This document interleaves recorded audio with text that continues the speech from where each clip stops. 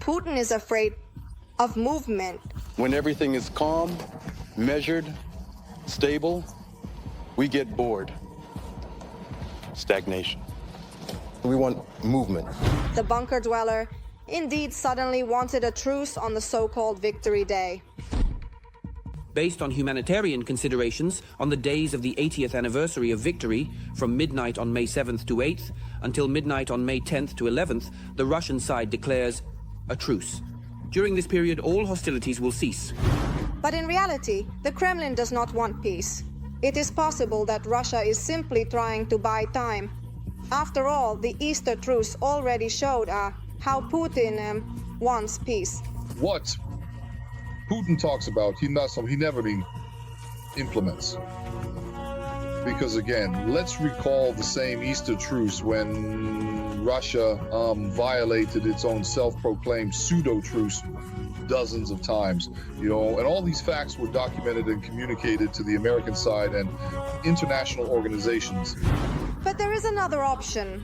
Perhaps the old dictator is simply afraid. After the unknown explosions at the warehouse in the Moscow region, it seems the Kremlin does not want to tempt fate.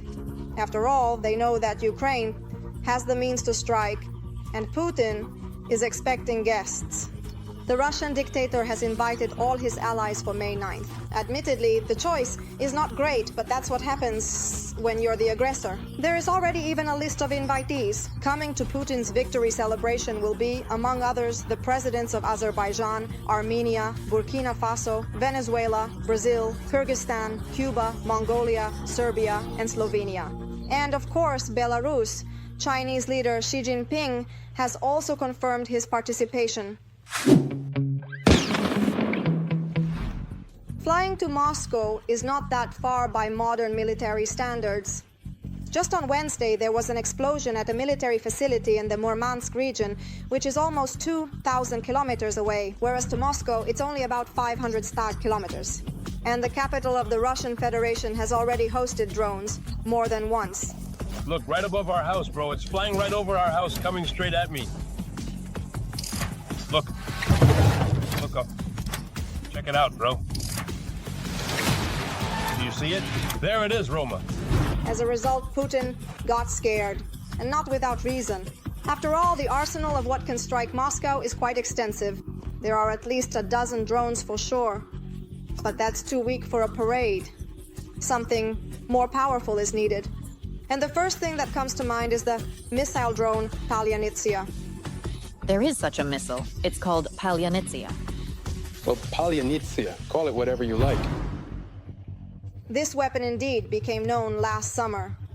And the drone missile has already been used more than once. However, its specifications are kept under strict secrecy. But they are confident it can definitely reach Moscow.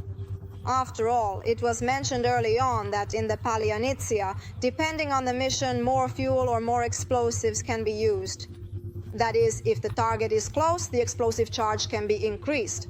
And if it has to fly far, then fuel becomes more important. But in any case, the explosion will be spectacular. These drones do have a high speed.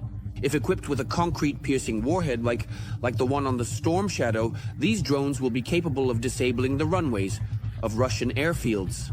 That is, this drone will be able to perform a climb and then dive onto the target at high speed during the terminal phase. This will allow it, if equipped with a concrete piercing warhead, to penetrate the runway and explode beneath it. Or penetrate red square there. Tempting. There is also another novelty in Ukraine, the cruise missile Trembita. It is currently undergoing testing. Whether it can reach Moscow is not entirely clear yet. After all, developers say that the missile will be equipped with a warhead weighing 20 kilograms and will be able to hit targets at a depth of 160 kilometers.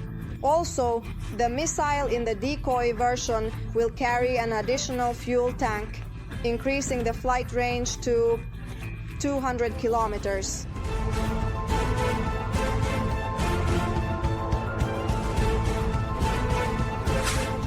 But this range was discussed several months ago, And how can one judge during a full-scale war? A couple of months is enough for Ukrainian developers to significantly upgrade the weaponry.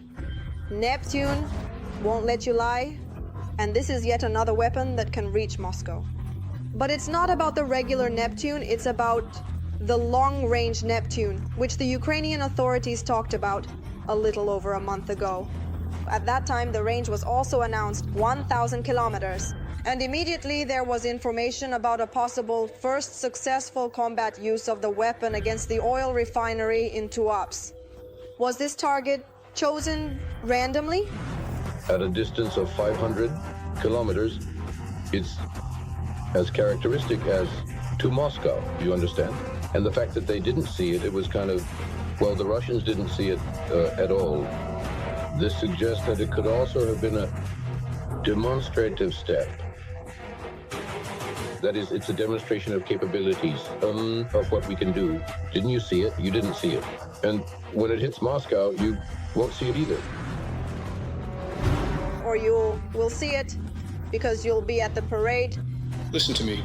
It's not funny. The specifications of the brand new missile are understandably kept secret. It is also unknown whether the long Neptune has already gone into mass production. The main thing now is to understand, is this already a series for us, or is it still, so to speak, a pre-production development? Because if it has gone into series production, we will very soon see many strikes on Russia with these missiles, which, having taken a good altimeter from anti-ship missiles, allows the missile to fly at low altitudes and indeed remain stealthy and very difficult to detect. But in this case, the secrecy only fuels interest. And no, not to learn more about the missile, but to see it in action. Sure, the Russians are also waiting for this. However, they are waiting with fear.